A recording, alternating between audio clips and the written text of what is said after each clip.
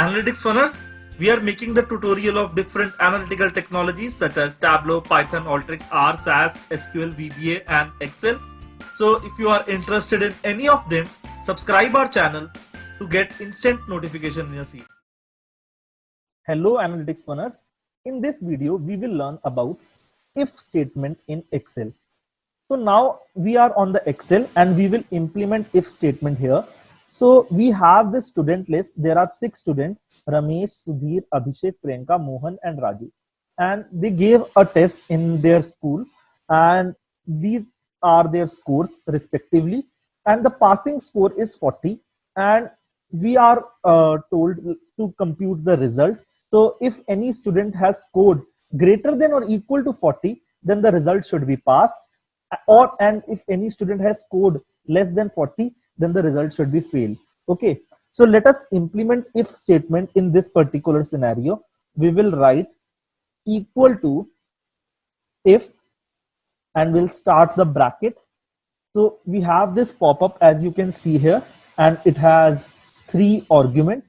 One is logical test, other is value if true, and third is value if false. So first we will do a logical test, that is score B2 is greater than or equal to 40, then value if true. So what do we want to display if this is true?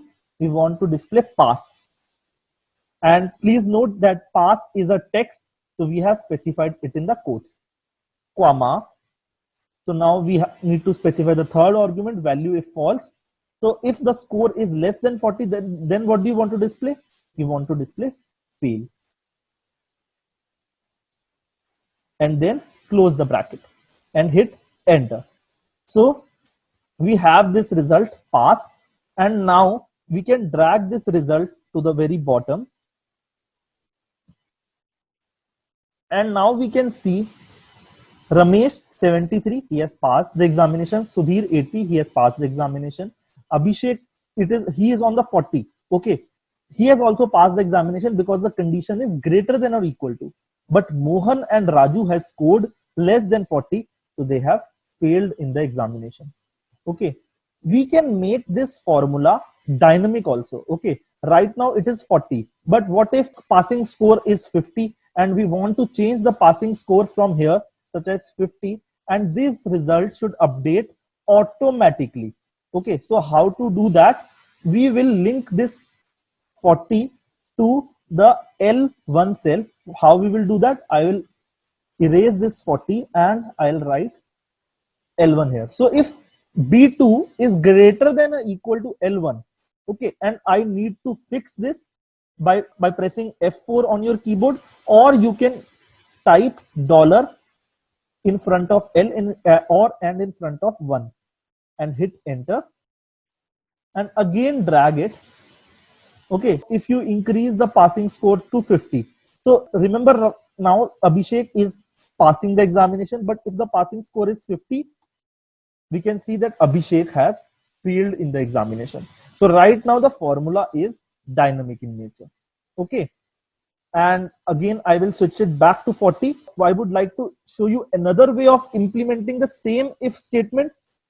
We will write equal to if score is less than 40. Okay, what do you want to display if the score is less than 40? If the score is less than 40, then the student has failed the examination. So I have swapped the condition and the values. And value if false, that is if the score is greater than or equal to 40, then what do you want to display? You want to display the student has passed in the examination. So I have swapped the condition, and now again I will drag it to the bottom and I can see the same result, that is Ramesh, Sudhir, Abhishek and Priyanka has passed in the examination, while Mohan and Raju has failed in the examination. Okay, now we will do another exercise on the if statement. So we have 5 regions here: north, east, south, west and central, and their respective sales are given here. Okay, and these are their targets. Okay, and we want to display here whether in a particular region the target has met or not. Okay, how to do that? Again, like we'll do equal to if bracket logical test. So what do you want to test? That whether the sales is greater than target or not. So I'll hit B2 greater than equal to target, comma, value if true. So I'll write in the quotation marks, target met.